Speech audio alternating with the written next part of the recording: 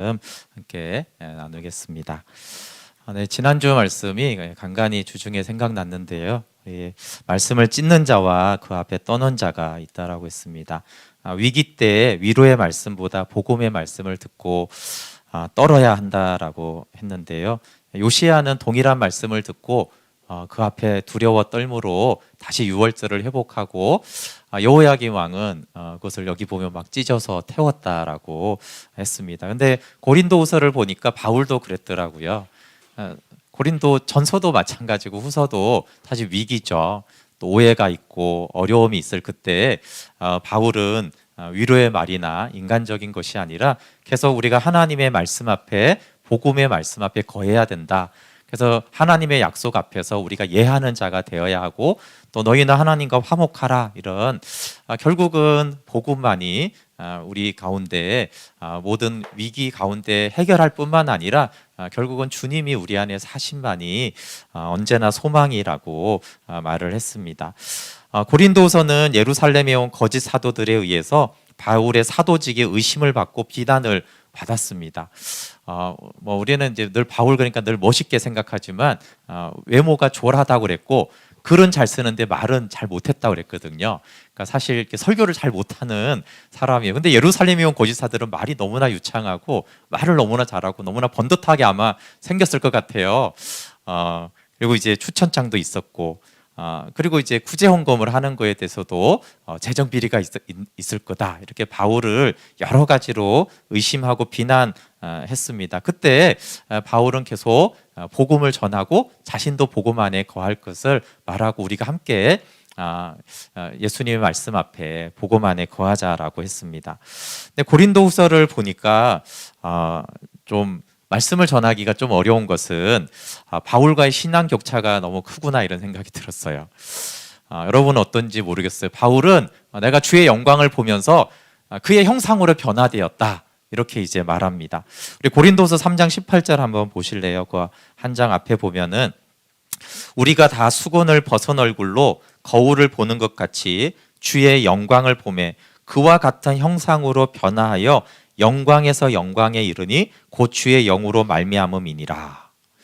어떻게 고난 중에도 이렇게 항상 그리스도의 향기를 이렇게 뿜어내는지를 잘 모르겠어요. 그래서 주의 영광을 보면서 복음을 통해 생명으로 나아간다는 것은 사실 주의 영광을 본다는 것과 같은 의미죠. 그래서 영광을 보는 신앙의 황홀경이 아니라 주님과 같은 형상으로 변화되었다 이렇게 말하잖아요. 그러니까 주님 아까 주의 마음을 내게 달라고 했는데 내 안에 그리스도의 마음이 있어서 주님처럼 변화된 것을 말하는데 또 거기서 멈추지 않고 영광에서 영광에 이른다고 그래요. 우리가 한번 주의 영광을 보기만 해도 얼마나 감격스럽겠어요. 근데 영광에서 영광에 이른다라고 하니까 어떻게 하면 그렇게 영광에 이를 뿐만 아니라 또 영광을 시작으로 또 영광에 이르는 그렇게 예수님을 알아가고 예수님의 영광을 어떻게 볼까 이런 생각을 하면은 참 그 바울과의 격차가 크기 때문에 이렇게 바울과 같은 심정으로 고린도후서를 전할 수는 없겠구나 이런 생각이 좀 들었어요. 근데 이 부분에 대해서 잔느기용이 그 책에 이 땅에서 영적 성숙, 내적인 삶이 완성되는가라는 내용에 대해서 저는 그 제목이 그래서 이 땅에서 완성되지 않을 거라고 말할 줄 알았는데 잔느기용은 이 땅에서 영적 성숙이 완성된다고 그래요.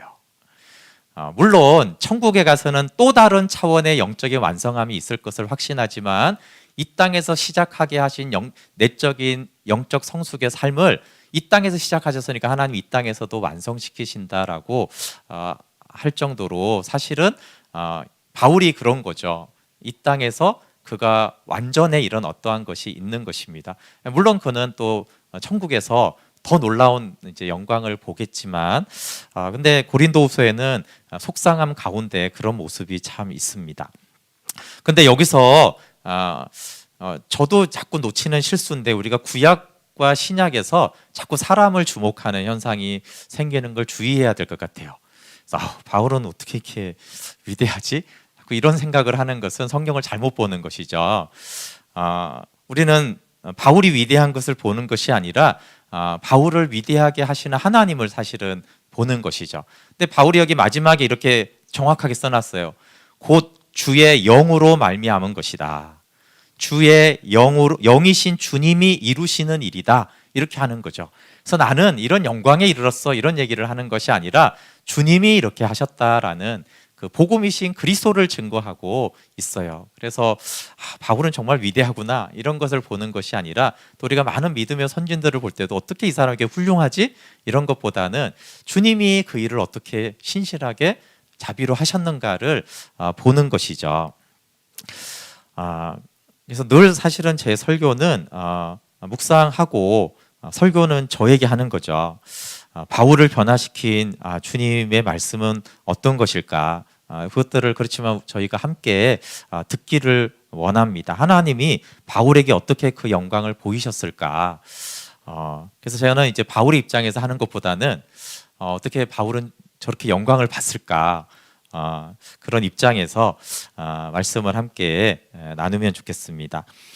근데 3장과 4장에서 어느 정도 그 힌트를 알 수 있는데요. 아까 영광을 본다라고 했을 때 그 3장에서 영광을 보지 못하는 자에 대해서는 마음이 완고해서 구약을 읽을 때 수건이 덮여졌다, 이렇게 말씀합니다. 근데 그리고 이제 그 같은 맥락을 고린도서 4장 4절에는 이렇게 말해요. 같이 4장 4절 보실래요? 그 중에 이 세상의 신이 믿지 아니하는 자들의 마음을 혼미하게 하여 그리스도의 영광의 복음의 광채가 비치지 못하게 함이니 그리스도는 하나님의 형상이니라.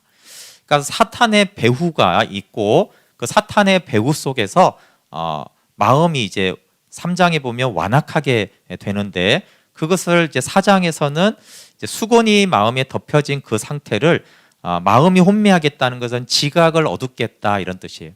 이해력을 어둡게 했다, 이런 뜻입니다. 그런데 수건이 덮여지고 그 상태가 이제 지각이 어두워진 상태인데, 그러면은 그리스도의 영광의 복음의 광채가 비치지 못한다, 보지 못한다, 이렇게 말하고 있어요. 그리고 이제 3장에서는 주의 영광을 보는 자에 대해서 주께로 돌이키면 성경을 볼 때 수건이 이렇게 덮여졌다가 이게 딱 거기서 딱 걷어진다, 이렇게 되고 있습니다. 마스크가 딱 벗겨지듯이 딱 벗겨지는 거죠. 근데 그걸 고린도후서 4장 6절에 한번 보실래요? 어두운 데서 빛이 빛이라 말씀하셨던 그 하나님께서 예수 그리스도의 얼굴에 있는 하나님의 영광을 아는 빛을 우리 마음에 비추어 주셨느니라. 마음에 비추어 주셨다. 그러니까 하나님이 배후예요. 그리고 완악한 마음 대신에 이제 주께로 돌이킨 마음이 있는데, 주께로 돌이키면 수건이 벗겨지고 그러면은 마음 속에 이렇게 빛이 비추어진다라고 말씀하고 계세요. 그 마음 속에 빛이 비추어지면 그리스도의 얼굴에 있는 하나님의 영광을 알게 된다. 그러니까 이제 마음 속에 빛이 비추어진 자와 마음이 어두운 자가 이렇게 있습니다.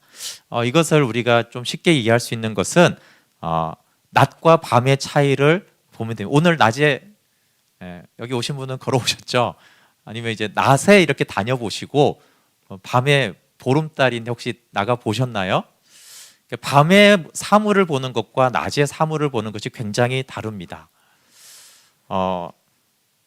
캄캄하면 당연히 아무것도 안 보이고요. 달빛이 있는 그래도 괜찮은 밤에 이렇게 보면은 낮에 분명히 빨갰던 꽃이 까맣게 보입니다.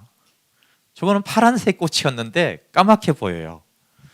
그리고 약간 비슷한 거 있잖아요. 하얀색 날아가는 그 형태를 아는데 이렇게 보면 밤에 보면 시커멓게 날아다닙니다. 근데 이제 달빛이 있으면 이렇게 요즘에 황금물결로 있는 별을 이렇게 보면은 다행히 까맣게 안 보이고요. 검은 노랑으로 보여요.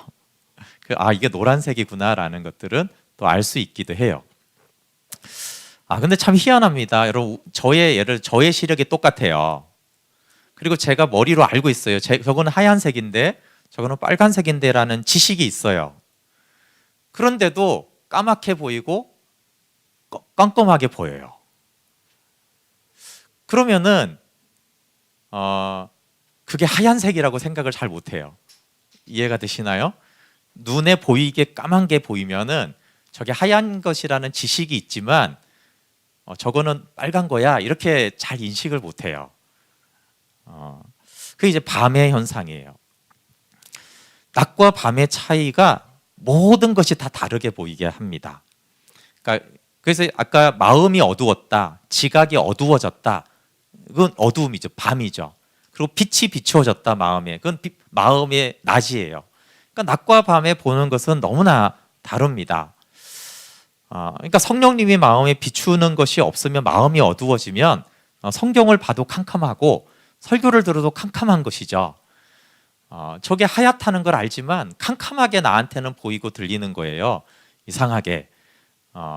근데 밤에 다니면 지식이 있어도 아름답다, 저거는 파랗다 이렇게 생각되지 않고 그냥 캄캄하구나 이렇게 되면서 더 이상 아름다운 꽃을 보지 않아요. 왜냐하면 다 시커멓게만 보이니까. 오직 낮에만 꽃들을 감상하고 이렇게 합니다. 그러니까 여기서 이제 중요한 것은 그러면 어떤 사람의 마음이 어두운지, 어떤 사람의 마음속에 빛이 비추어지는가, 그것이 이제 중요하겠죠. 완악한 마음은 수건이 덮인 마음이고 여기는 어두운 마음이에요. 죽게 돌이킨 마음은 수건이 사라졌는데 여기는 빛이 들어왔으니까 이제 낮인 그런 마음입니다. 그럼 이제 여기서 이제 죽게로 돌이킨 자는 어떤 마음일까라고 했을 때 4장에서 그리스도의 영광을 말하고 그 비추임을 말한 다음에 바로 이제 하는 본문이 뭐냐 하면은 보배를 질그릇에 가졌다라고 하는 거예요. 그래서 이제 완악한 마음은 이 보배를 질그릇에 담았다라는 것이 아닌 거죠. 그러니까 6절에 하나님의 영광을 아는 빛을 우리 마음에 비추었다. 그러면서 우리는, 그러니까 이 영광이 비추어진 우리는 질그릇에 보배를 가졌다 이렇게 말을 해요. 그러니까 여기서 질그릇에 보배를 가진 사람은 그 마음이 빛이 비춰지고 또 비춰진 사람이고, 그 반대는 이제 마음이 지각이 어두워져서 수건이 딱 덮여져 가지고 아무것도 보이지 않는 거예요. 나는 질그릇이고 하나님은 보배임을 항상 아는 마음이 주께로 돌이킨 마음인 것을 알 수 있어요. 그래서 여기서 주께로 돌이켰다라고 했을 때는 뭐 예배에 들어왔다 뭐 이런 것이 아니라 나는 질그릇입니다. 그리고 주님이 보배입니다. 이것이 이제 주께로 돌이킨 마음입니다. 표준세 번역으로 보면 우리는 이 보물을 질그릇에 간직하고 있습니다. 이 엄청난 능력은 하나님에게서 나는 것이지 우리에게서 나는 것이 아닙니다. 이 엄청난 능력은 죽은 자가 살아나는 능력이 아니고 사실은 그리스도의 영광을 보는 능력이에요. 그 앞에 그리스도의 얼굴이 있는 하나님의 영광을 본다고 했잖아요. 이 빛이 들어오는 것, 이것이 엄청난 능력인데 그것은 보배 대신 하나님에게 있는 것이에요. 근데 어쨌든 우리가 그냥 그걸 떠나서 어쨌든 우리에게 엄청난 능력이 나타나면은 우리는 나는 여전히 질그릇이다라고 이렇게 아는 자인가, 그런 사람이 매우 적습니다. 능력이 나타나면 주님이 하셨다, 주님에게서 나왔다고 하면서 주님께만 영광을 돌리는 사람은 적습니다. 여기서 많이 중요합니다. 주님께 영광을 돌리는 사람은 많은데 주님께만 영광을 돌리는 사람은 매우 적습니다. 대부분은 이렇게 생각을 하죠. 주님이 이 일을 하신 것은 내가 헌신하고 노력한 것도 있기 때문이다. 주님이 하셨지만 나도 엄청 노력을 했다.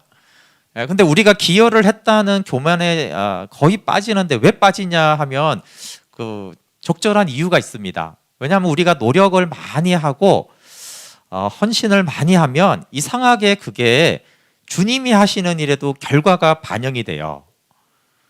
아주 쉬운 예로 여러분, 기도를 많이 하는 사람과 기도를 아주 안 하는 사람하고 어떤 차이가 있어요? 기도를 많이 하는 사람은요, 이상하게 체험을 많이 하고 은사를 많이 받아요. 문제 해결을 많이 받아요. 기도를 많이 한 사람들이 그래요. 그러니까 이제 기도를 많이 하니까 그런 결과가 나타나니까 어떻게 해요? 내가 기도를 많이 했더니 주님이 이런 역사를 경험하게 하셨다라는 게 생기는 거예요. 그러니까 이제 질그릇인 내가 보배를 담은 비싼 보석함이 되는 거예요. 기도를 많이 한 보석함이 되죠. 나는 기도를 많이 한 사람이야 라고 나의 가치를 높이고 나를 자랑해요. 그래서 자기가 질그릇인 걸 잊어버리고 내가 꽤 비싼 보석함이 된 걸로 착각이 일어납니다. 그래서 은혜를 받았다라고 생각을 하죠. 그런데 사실은 은혜를 받은 것은 맞습니다. 근데 은혜를 받았다고만 생각하지 자기가 교만해졌다라고는 생각을 못해요. 은혜를 받은 대부분의 사람들이 그 순간에 굉장히 교만해집니다. 성령의 은사도, 가르치는 은사도 참 희한합니다. 이게 배우고 익히면 실제로 이게 증가해요. 그래서 자꾸 내가 노력했다라고 하는 부분이 커지는 거예요. 이게 좀 비유가 안 좋지만 선무당이 있고 배우무당이 있다잖아요. 근데 이게 은사도 그래요. 그냥 하나님이 갑자기 주시는 경우도 있지만 내가 그걸 구하고 연습하고 계속 사용을 하면요, 이게 점점 강해져요. 그 영역이 그 파워풀하게 나타나고.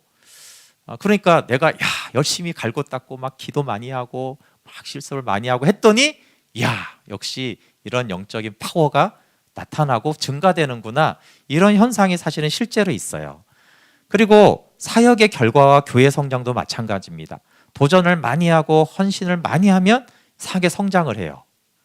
그러니까 내가 역시 헌신을 했더니 이런 결과가 나타났구나, 이렇게 자꾸 생각을 하죠. 남보다 더 많은 노력을 하고 봉사를 하면 대부분은 남보다 더 많은 은사와 체험과 탁월한 결과가 생깁니다. 그러니까 이제 보배와 함께 질그릇을 자랑하죠. 어떤 걸 자랑해요? 하나님이 하셨다는 거는 기본 베이스고, 내가 남보다 더 했잖아, 나는 남들이 기도 안 할 때 기도했잖아, 이런 것들에 대한 질그릇을 자랑하는 거예요. 그래서 자신도 보배로 높이죠. 그럼 이렇게 저는 이게 찬양팀을 청년 때부터 오래 했는데, 찬양팀의 가장 어려운 건 뭐겠어요? 찬양팀은 하나님을 높이는 게 그렇게 어렵지 않아요. 근데 뭐가 어렵냐면 하나님은 높이고 내가 낮아지는 게 찬양이거든요. 근데 하나님을 높이면서 나를 높이고 싶어요. 아름다운 연주와 멋진 목소리로 나를 높이고 싶어요. 여러분, 하나님을 높이는 것도 어려움이 있지만 사실 그건 좀 쉬워요. 정말 어려운 건 뭐냐면 나를 낮추는 거예요. 모든 봉사가 그렇습니다. 하나님을 높이는 것은 우리가 좀 하는데 나를 낮추는 걸 못해요. 하나님은 높이고 내가 낮아질 때 그게 경배가 되고, 그 경배가 예배거든요. 모든 봉사가 그래야 되죠. 근데 하나님의 은혜와 능력 때문에 자신을 자랑하면서 하나님을 노릇해요. 근데 그거를 바울은 빌립보서 3장 2절에 그것은 개요 행악자다, 이렇게 말을 합니다. 제가 하는 말이 아니라 바울이 하는 말이에요. 주님을 높이면서 나를 높이는 사람이, 근데 우리 대부분이 주님을 높이면서 나를 높입니다. 완악한 마음은 또 하나는 하나님의 은혜를 헛되이 받습니다. 고린도후서 6장 1절에 보면 하나님의 은혜를 헛되이 받지 말라고 말합니다. 그리고 어떤 것이 헛되이 은혜를 받는 거겠어요? 여기 보면 은혜를 일단은 받는 거예요. 그래서 이거는 은혜를 못 받는 것이 아니고요, 자기 자신을 위해서 은혜를 받는 거예요. 은혜는 일단 받는데 헛되이 받는 은혜가 있고 합당하게 받는 은혜가 있다는 거예요. 그럼 하나님의 은혜를 합당히 받는 것은 자신을 위해 살지 않고 주님을 위해서 은혜를 받는 것이 은혜를 합당하게 받는 거예요. 근데 우리 안에 잘못된 개념이 많이 있는데, 자기를 위해서 무엇인가를 받는 것을 은혜 받는 거라고 생각해요. 그래서 오늘도 자기를 위해서 뭔가 영적인 은혜를 많이 받았잖아요. 그래, 은혜 많이 받았다 그래요. 그리고 자기가 기쁘죠. 그리고 자기 만족으로 막 한 주간을 살아가요. 그게 이제 은혜를 헛되게 받는 것입니다. 은혜는 받았어요. 근데 은혜를 합당하게 받은 사람은 주님을 위해서 은혜를 받아요. 그래서 은혜를 받아서 한 주간 주님을 위해, 주의 영광을 위해서 무엇을 할까? 거기에 관심이 있어서 받은 은혜는 은혜를 합당하게 받은 겁니다. 영적인 체험이든 기도응답이든 문제 해결이든 내 중심으로 받으면 은혜를 헛되이 받는 거예요. 바울도 은혜를 받았고 우리도 은혜를 받았습니다. 은혜의 크기보다 중요한 것은 바울은 주님을 위해서, 교회를 위해서 은혜를 받았어요. 그의 고백을 보시면 그걸 알 수가 있어요. 그는 정말 많은 은혜를 받았지만 주님을 위해서 받았고 교회를 위해서 그 은혜를 사용했어요. 특히 예수님은 더 그렇죠. 그럼 예수님은 오병이어 기적이 있었고 풍랑을 잠잠케 하고 정말 모든 기적, 죽은 자를 살렸어요. 근데 그 모든 은사들을 주님 자신을 위해서는 하나도 사용하지 않았어요. 예수님이 야, 집 생겨라 이렇게 해서 밤마다 이렇게 침대하고 사라져라 이렇게 해서 맨날 다니면 얼마나 좋아요. 아니 뭐하러 요한복음 4장에 목말라서 거기 우물가에 있어요. 물 나와라 그러면 되죠. 근데 주님이 은혜를 받는다는 게 좀 말이 안 되지만 자신을 위해서 은사를 하나도 사용하지 않았어요. 오직 영혼들을 위해서만 그 은사를 사용했잖아요. 그게 이제 바울이 이어받은 거죠. 은사와 은혜를 바울은 남을 위해, 주님을 위해, 교회를 위해 사용했지 자기를 위해서 은혜를 받지 않았어요. 아까 말한 대로 바울도 문제가 많았어요. 우리가 보기에는 대단하지만 바울이 별로 못생겼고요. 대머리로 알려져 있죠. 그리고 말을 잘 못했다고 그랬어요. 말에 졸해서. 그 바나바가 이제 사람들은 알아줬고 거짓 사도들을 알아줬지 바울은 이렇게 말하는 게 별로 이렇게 탁월하지가 않았어요. 그러면 좀 하나님 좀 잘생겨지고 싶고 하나님 저 좀 멋있게 해주세요. 말도 이렇게 번지르르 해서 좀 해주세요. 저도 바나바보다 더 이렇게 좀 잘나 보이게 해주세요. 이런 걸로 자기의 은사를 사용하지 않았다고요. 고난 없는 평탄한 삶을 구하지도 않았어요. 그는 그 많은 은혜들을 자기를 위해서 받지를 않았어요. 한번 이걸 한번 생각해 보십시오. 하나님의 은혜를 나를 위해 많이 받아 누릴수록 마음이 완악해지고 수건이 덮여집니다. 그리고 마음이 완악한 사람은 불신자 중에도 많이 있지만 은혜를 많이 받은 사람 중에 마음이 완악한 사람들이 참 많아요. 그 왜 그렇겠어요? 은혜를 나를 위해서 자꾸 받아서 누리면은 이상하게 마음이 점점 완악해집니다.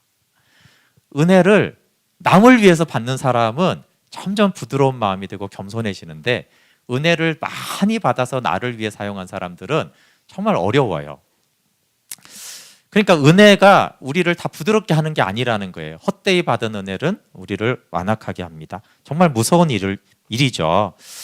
근데 우리가 이것을 알지도 못해요. 은혜를 많이 받으면 무조건 좋다고 생각을 하는데 그 은혜 때문에 교만해지고 완악해지는 나를 봐야 돼요.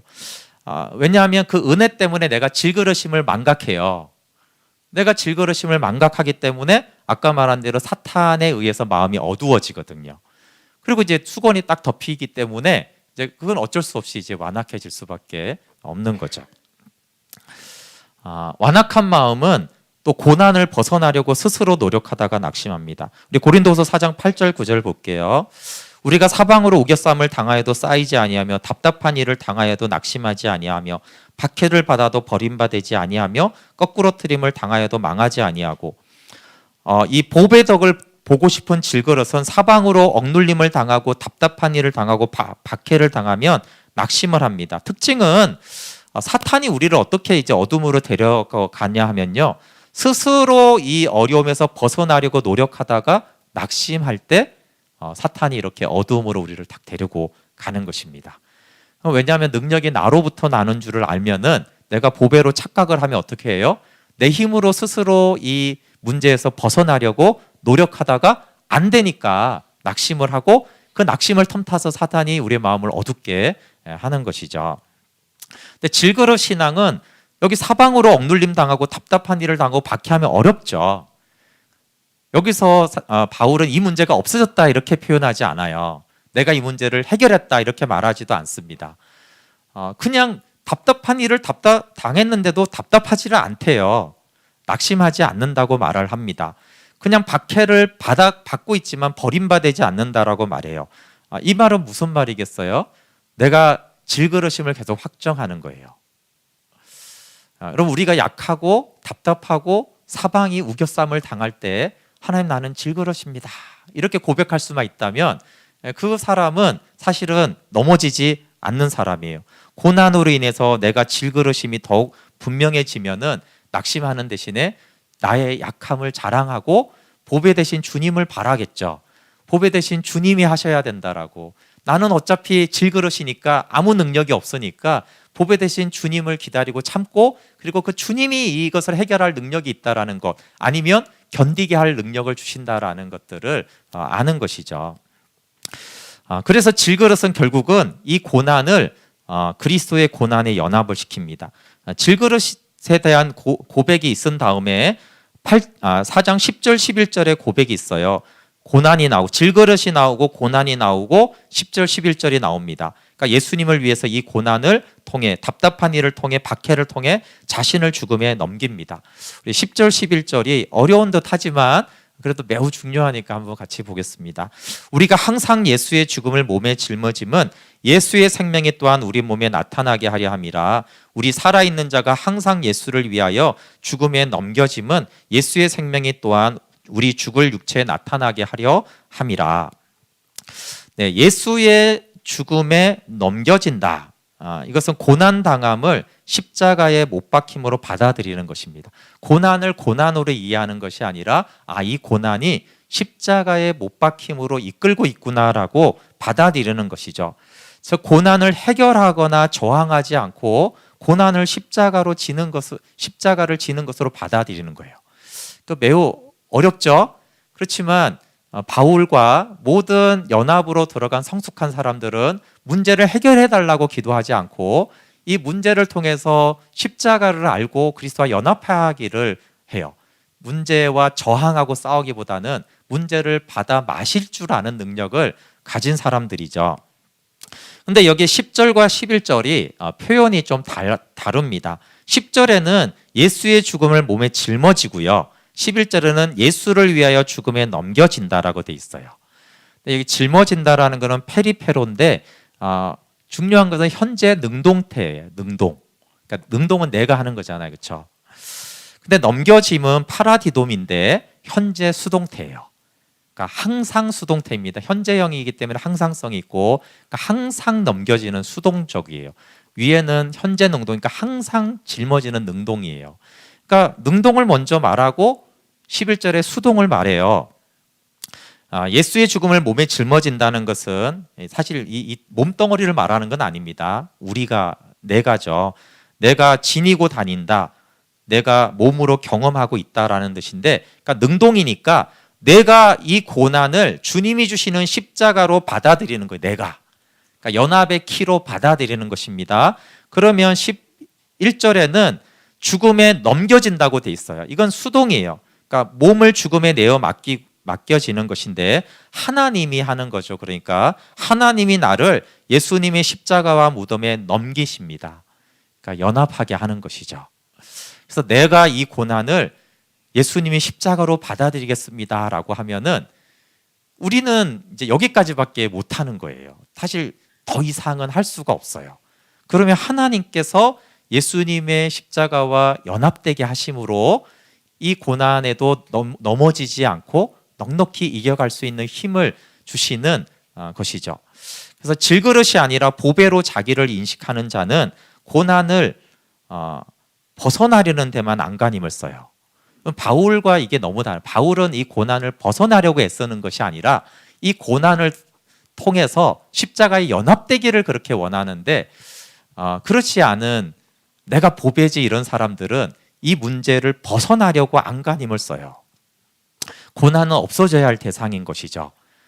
그러니까 고난을 어떻게 없애요? 하나님의 은혜를 받아서 이 고난을 제거하고 싶은 거예요. 근데 하나님은 그럴 때도 있죠. 우리가 영적으로 어릴 때는 그 고난을 없애주세요. 애기니까. 그런데 어느 시절이 되면 우리 부모님도 다 안 해주잖아요. 네가 해야 돼.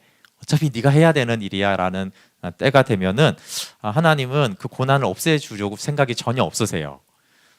그 고난을 네가 받아들여서 네가 예수 그리스도 안에 거하기를 원한다라고 하는 것이죠. 이거 바울의 태도는 바울은 이제 성숙하니까 늘 고난을 없애려고 벗어나려고 하지 않고 그 고난을 받아들여서 죽음에 넘겨져서 예수님이 드러나기를 원하죠. 그것을 다른 말로 말하면 십자가를 질 때 생명이 흘러간다라고 볼 수 있습니다. 여러분 하나님은 칭의에 근거한 모든 봉사를 매우 기쁘게 받으시고 보상이 있다라고 칼빈이 설명을 했어요. 기독교 강요에서 그게 많이 다뤘으니까. 그렇지만 봉사와 십자가를 지는 것은 좀 다릅니다. 그리고 생명의 역사는 항상 십자가를 지는 미라를 통해서만 이루어집니다. 생명의 역사는 어떤 외적인 능력이나 성장은 아니죠. 그렇지만 바울이 말한 하나님의 영광을 본다든가 아들의 형상을 담는다든가 생명의 영생의 공동체가 일어나는 것은 생명의 역사예요. 그것은 십자가를 지는 미라를 통해서만 이루어지고, 그게 12절의 말입니다. 12절에 그런즉 사망은 우리 안에서 역사하고 생명은 너희 안에서 역사하느니라. 그럼 십자가를 지는 것은 사망이 내 안에서 역사하는 거예요. 근데 사망이 내 안에서 역사하는 것, 십자가를 지는 것을 통해서 생명은 너희 안에 역사합니다. 봉사와 헌신, 고난, 희생 자체는 십자가를 지는 것이 아닙니다. 왜 그것을 알 수 있냐 하면은, 여러분, 우리도 봉사하잖아요. 우리 가운데도 헌신하는 사람이 많이 있는데, 근데 바울만 주의 영광을 보고 영광에서 영광을 이룹니다. 개척해서 수만 명의 교회를 이룬 엄청난 헌신자들이 바울과 너무 다릅니다. 그러니까 헌신과 고난과 희생과 십자가를 지는 것은 달라요. 왜? 바울과의 차이점이 생기니까 그렇죠. 저도 이걸 많이 혼돈을 했습니다. 저는 헌신을 대가를 지불하는 것과 십자가를 제가 많이 혼돈했다는 것을 좀 요즘에 많이 생각합니다. 네, 청년 때부터 교회 봉사를 많이 했죠. 캠퍼스 사역도 하고, 또 헌신을 위해서는 가난도 자처하고, 몸이 병날 정도로 헌신도 해봤는데, 저는 그게 십자가를 지는 것과 포함이 되지 않을까 생각했는데, 요즘 그건 십자가를 지는 게 아니었구나. 그럼 교회에서 찬양팀, 방송팀, 교사, 셀장 여러 봉사들을 하는데 열심히 섬기는 것 자체로 십자가를 지는 것은 아닙니다. 거기는 에너지가 들어가고 시간과 재정의 섬김이 있고 수고하는 것은 사실이지만 칭찬도 만족도 있어요. 그러니까 NGO들도 하는 것은 십자가를 지는 것은 아닙니다. 물론 봉사는 좋은 것이고 귀한 것이지만 십자가를 져서 생명의 역사가 나타나지는 않는다라는 거예요. 생명이 흘러가는 십자가를 지는 것은 아까 바울이 말한 대로 나를 죽음에 넘기는 것, 그렇게 해서 주님이 죽음에 넘겨지게 하는 것이 생명이 흘러가는 십자가를 지는 것입니다. 그럼 어떻게 죽음에 넘겨지냐라고 했을 때 비교적 쉽게 설명을 하면, 내가 싫어하는 것, 혐오하는 것을 받아들일 때 죽음에 넘겨집니다. 싫어하는 것을 받아들이는 것이 나를 죽음에 넘기는 거예요. 그러니까 봉사 자체가 십자가를 지는 게 아니라, 봉사를 하다가 너무 싫은 상황이 생길 수 있잖아요. 너무 싫어서 때로는 이거 혐오스럽다라고 할 때 그것을 받아들이고 계속 그것을 하는 거, 그게 그것이 십자가를 지는 것이지 봉사 자체는 십자가가 아닙니다. 제가 다 알 수는 없는데 제가 이렇게 청년 때부터 전도사, 목사, 담임 목사 이렇게 쭉 생각을 해보면은 딱 그렇게 단적인 건 아니지만 왜 전도사 시절 때 하나님이 많이 일한 것이 때로는 궁금해요. 왜냐하면 사역의 경험이 가장 적고 제가 복음을 밝히 알지를 못했는데 제 생각에는 이렇게 복음을 알고 사역의 경험과 노하우가 쌓이고 많은 역량이 커질수록 생명의 역사가 많이 일어나지 않을까 생각했는데 그렇지 않았어요. 그게 제가 한 10년 전에 20년 전에 착각을 했던 거예요. 여러분도 청년들이 많이 그렇게 생각 안 하나요? 이렇게 주님을 알아가면서 10년이 지나면 얼마나 많은 역사가 일어날까. 저도 청년 때부터 전도사 때까지 계속 교회 봉사와 사역에 상위 권위자들이 도움이 되고 힘이 되어줄 거라고 생각을 했어요. 근데 참 의외로 청년 때도 대부분의 청년부 전도사님들은 도움보다는 상처를 많이 주더라고요. 근데 이제 전도사가 되니까 더 심해졌어요. 죄송한 말씀이지만 저도 목사님들과 장로님들이 다 없어지면 너무 좋겠더라고요. 아무 도움을 안 줘도 되니까 간섭만 제발 안 하면 나는 너무 좋겠다. 오직 방해만 됐어요. 상처만 되고. 예를 들어서 이런 일이 꽤 많았는데 교육 목사님 왔어요. 저보다 나이가 한참 많고 선배예요. 교육 목사로 왔으니까 저는 이제 막 전도사가 됐으니까 뭔가를 배우고 가르쳐주고 도와줄 거라 생각했는데 갑자기 이렇게 찾아오더니 제가 청년부를 할 텐데 청년부랑 그분이 맡은 고등부랑 바꾸재요. 그래서 왜 바꿉니까? 그러니까 청년부가 잘 되던데 나는 교육 목사니까 내가 청년부를 해야겠어. 이런 거예요. 저는 그분이 교육 목사로 와가지고 사역 경험이 많으니까 고등부에 모범을 보여줄 줄 알았어요. 이렇게 사역을 하는 것이다. 근데 잘 되는 청년부하고 바뀌어서 자기는 잘 되는 부서를 맡고 교육부 일을 해야 된다는 거예요. 그래서 제가 싫다고 그랬죠. 그래서 아니, 저는 청년부에 비전이 있어서 바꾸자 하는 줄 알았어요. 근데 청년부가 잘 되니까 잘 되는 곳을 자기가 차지하겠다니까, 그러니까 이제 싫어하니까, 싫다고 하니까 이제 저를 그때부터 이제 미워하는 거예요. 그런 일들이 종종 많죠. 뭐 그 잘못도 아닌데 정당한 이렇게 해도 사임을 해야 할 정도의 난처한 상황들이 있었어요. 그때 이제 막 그 청년 사역을 오래 하던 선교사님을 찾아가서 막 상담도 하고, 그러니까 청년들을 위해 버텨라. 그래서 버텼죠. 그만 안 두고. 근데 저는 이제 가난하게도 해봤고, 수입이 없이도 살아봤고, 고생도 해봤기 때문에 저는 그런 게 십자가가 아닐까라고 생각했는데, 지금 보니까 가난도 십자가가 아니고 고생은 십자가가 아니에요. 왜 그러냐면 그게 그렇게 싫지가 않았어요. 아주. 주님을 위해서 가난해지는 거는 힘든데요, 그 매력이 있습니다. 나름. 예, 그게 그렇게 혐오스럽지 않아요. 내가 이렇게 주님 때문에 사역하느라고 가난해서 너무 싫다 이런 생각을 한 적이 없어요. 그냥 좀 힘들다 이런 생각은 한 적이 있지만, 그러니까 그게 십자가가 아니었고, 그런 부당함들이 이제 힘들었던 것이죠. 제가 청년 때 청년 목회자 그 세미나를 이렇게 사역자를 갔을 때 청목연에서 이순신에 대한 영상을 만들어서 보여주는 게 아주 인상적이었는데요. 그게 뭐냐 하면은 이순신에게 두 적이 있는데 칼로 벨 수 있는 적과 칼로 벨 수 없는 적이 있는 거예요. 칼로 벨 수 있는 적은 누구겠어요? 네, 외놈들이죠. 임진왜란을 일으킨 일본 놈들이에요. 그리고 칼로 벨 수 없는 적이 누구겠어요? 네, 왕과 조정입니다. 근데 여기서 그 영상을 보여준 이유는 칼로 벨 수 없는 적을 잘 대해야 된다는 거예요. 청년 사역자들의 가장 큰 대부분의 적은 교회라는 거예요. 장로님들과 목사님들이 많다. 이거를 잘 해결해야 된다. 그리고 칼로 벨 수 있는 적은 뭐예요? 세상 문화가 청년들을 덮치잖아요. 거기서 어떻게 청년들을 꺼내올 것인가? 이게 베야 되는 적이에요. 근데 두 적이 있다는 거예요. 근데 대부분의, 저도 그랬고, 이 사탄의 문화에서 청년들을 그리스도의 계절로 새벽을까지 데려와야지. 이 칼로 벨 수 있는 적만 생각하고 덤볐다가 칼로 벨 수 없는 적들 때문에 우수수 떨어져 나간다는 거예요. 불멸의 이순신을 제가 그래서 아주 좋아합니다. 100회를 제가 2번이나 불러봤습니다. 왜냐하면 은혜를 받으려고 보는 거예요. 여기에는 칼로 벨 수 있는 적과 칼로 벨 수 없는 적이 아주 잘 나오는데, 이순신이 그거를 어떻게 두 양자를 잘 이기면서 십자가를 지는가가 아주 잘 나와 있어요. 불멸의 이순신의 트라우마는 끔찍한 원수, 아주 잔악한 일본 놈들이 아니에요. 일본 놈들을 매우 싫어하죠, 이순신이.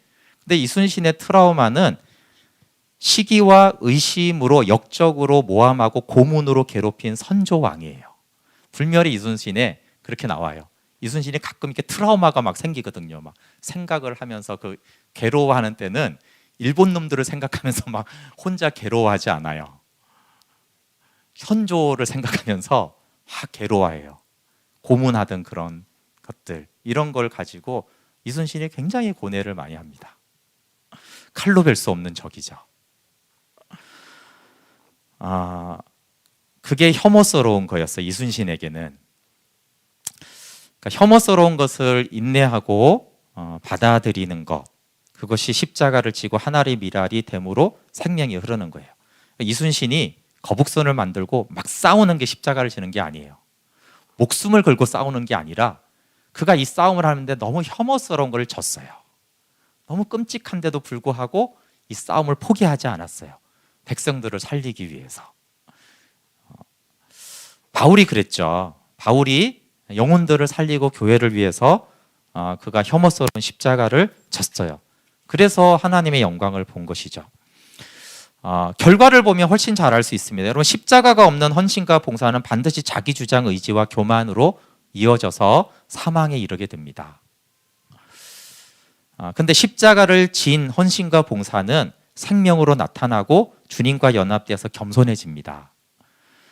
그래서 사람이 교만해졌냐 겸손해졌냐를 보면 그 헌신의 과정이 십자가가 있었는지 없는지를 사실은 볼 수 있어요. 근데 결론인데요. 우리는 예수님을 볼 때만 십자가를 질 수 있어요. 겟세마네 동산에서 예수님은 아주 혐오스러운 잔을 마셨습니다. 죄인된 나를 받아들이심으로 거룩하신 주님은 혐오스러운 죄가 되셨어요. 그러니까 예수님은 그 잔이 혐오스러울 뿐만 아니라 그 잔을 마심으로 혐오스러운 죄가 되신 거죠. 그렇게 십자가를 받아들였습니다. 혐오스러운 나를 품으신 예수님을 볼 때 그 안에서 우리가 십자가를 질 수가 있습니다. 주님의 잔에 비하면 우리의 잔은 너무나 작고 주님의 십자가에 비하면 우리의 십자가가 얼마나 작고 가벼운 십자가를 주셨는지를 보게 됩니다. 근데 가장 중요한 거는 그러니까 십자가를 져라 이게 아니고요. 질그릇에 보배를 가졌어요. 그러니까 질그릇에는 능력이 아무것도 없다고 그랬어요. 근데 여러분 가장 큰 능력은 귀신을 내쫓고 병든 자를 고치는 게 아니라 십자가를 지는 능력이에요. 그게 가장 큰 능력이거든요. 나를 죽음에 넘기는 게 가장 큰 능력이에요. 그 사망이 내 안에 역사하고 생명이 너희 안에 역사하는 게 가장 큰 능력인데 이게 질그릇에 있지가 않아요. 그래서 내가 십자가를 지려고 하다가 실패할 때 낙심되지만 낙심할 건 없는 건 원래 그런 능력이 우리에게 없어요. 그러니까 질그릇의 능력으로 십자가를 지는 것이 아니라 보배가 되시는 주님의 힘이 큰 능력으로 주님이 십자가를 지게 해줘야 합니다. 이미 십자가를 지셨던 주님은 우리 안에서 역사하셔서 나로 하여금 십자가를 지게 하십니다. 그것이 아까 4장 10절 11절에 예수의 죽음을 몸에 жил머짐은 죽음에 넘겨지게 하시는 분은 이제 주님인 것이에요. 고문당할 때 주기철 목사님이 그런 말씀을 하셨어요. 하도 이게 손양호 목사님도 그랬지만 주기철 목사님 같은 분들은 이 고문하는 순사들이 막 감당이 안 되는 사람이었는데 어떻게 그렇게 하냐라고 했을 때 처음에는 내가 십자가를 지지만 그 후에는 주님이 십자가를 진다고 그랬어요. 그러니까 이걸 내 힘으로 견디고 이 고문을 내 힘으로 참고 있는 게 아니라는 거예요. 주님이 십자가를 지게 해주시니까 주님의 능력으로 내가 이 고문과 고난을 이겨냈고 있다라고 하셨죠. 그러니까 그 바울의 고백과 같은 거예요. 처음에는 내가 지려고 했지만 사실은 그 후부터는 주님이 계속적으로 이것을 지게 하시기 때문에 내가 여전히 하나님을 찬양할 수 있고 감사할 수 있고 내가 하나님을 사랑할 수 있다라고 했습니다. 우리는 이 보배를 질그릇에 가졌어요. 여기는 질그릇이 나는 아무 능력이 없다라고 그 뒤에 말해요. 질그릇이라는 고백은 주님 저로부터는 어떤 능력도 나오지 않습니다. 그럼 보배 대신 주님이라고 할 때는 보배 대신 주님께는 큰 능력이 있습니다. 그분의 은혜로만 제가 십자가를 지게 합니다. 그렇지만 여기서 우리가 질그릇이라는 걸 인식하고 고백할 때만 힘이 큰 능력이 나타나서 십자가를 지는 것이지 내가 질그릇인 걸 인정하지 않는 나를 주장하고 나를 드러내고 나를 높이는 그 사람에게는 힘이 큰 능력이 나타나지를 않습니다. 그래서 주님 저는 질그릇입니다. 저는 아무 능력이 없고 나는 십자가를 질 수 없는 존재입니다. 그렇지만 내가 주님이 주신 십자가를 지겠으니 주님이 지게 해주십시오라고 하는 것이 우리는 이 보배를 질그릇에 가졌다라는 것입니다.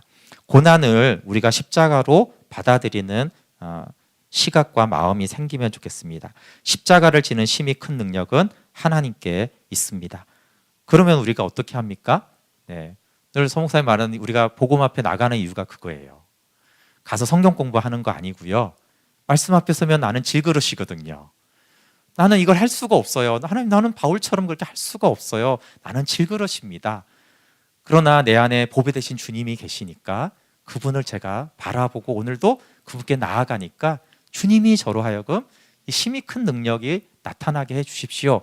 그게 이제 하나님 말씀 앞에 나가는 것이 나는 질그릇입니다라고 고백하는 시간입니다. 그때 하나님의 영광을 아는 빛이 우리의 마음에 비춰져요.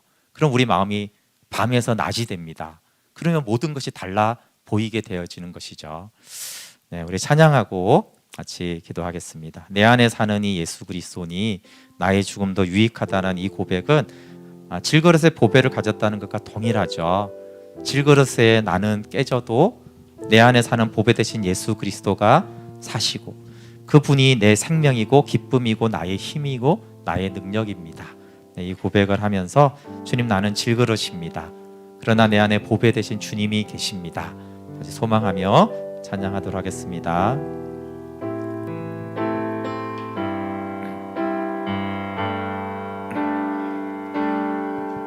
내 안에 사느니, 내 안에 사느니 예수 그리스도니 나의 죽음도 유익함이라. 나의 왕, 나의 왕, 내 노래, 내 생명, 또 내 기쁨, 나의 힘, 나의 것, 내 평화, 나의 주님, 내 안에 사느니 예수 그리스도니 나의 죽음도